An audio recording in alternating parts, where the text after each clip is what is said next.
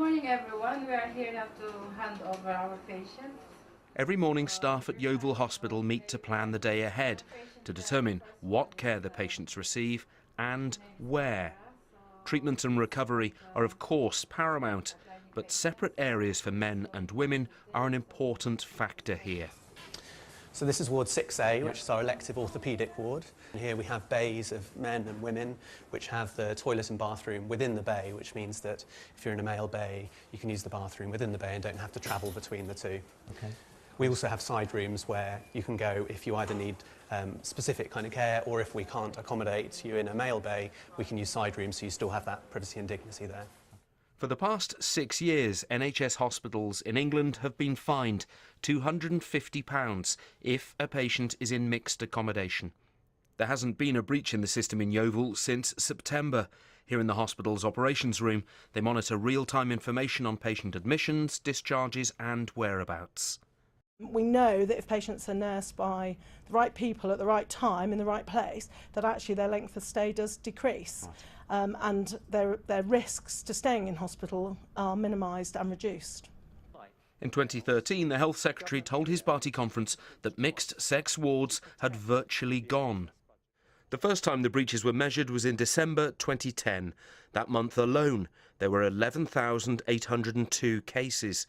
The new government policy saw the number drop markedly. At its lowest point, it was 2,431, not per month, but for the whole year in 2014. Since then, though, they've risen. The latest annual figure was 9,003. Mixed-sex wards have been banned in Scotland for 12 years, and in Wales, rules state separate facilities should be provided wherever possible. Neither publish their data centrally.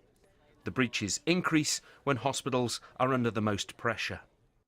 Figures for mental health trusts are far lower as there are fewer hospitals, but the health watchdog, the Care Quality Commission, found some hospitals in the sector are not following the rules.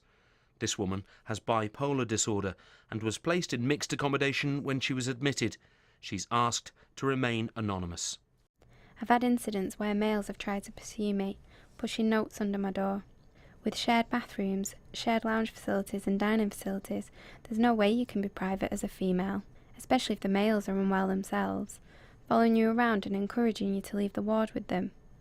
That's my experience, being encouraged whilst unwell to escape the ward. The figures only measure beds, not shared bathrooms or other rooms such as lounges, so campaigners argue the problem is underreported. If there's just one person who's in a mixed-sex setting where their privacy or their dignity is compromised, or where they feel unsafe, or where indeed they are unsafe, that's one person too many. This is the 21st century. We ought to be able to provide, at the very least, a setting for somebody that's safe and therapeutic.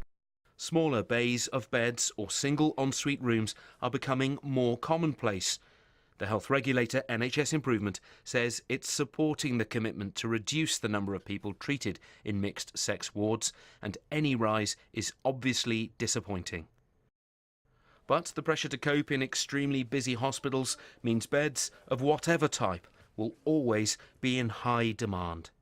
John Maguire, BBC News.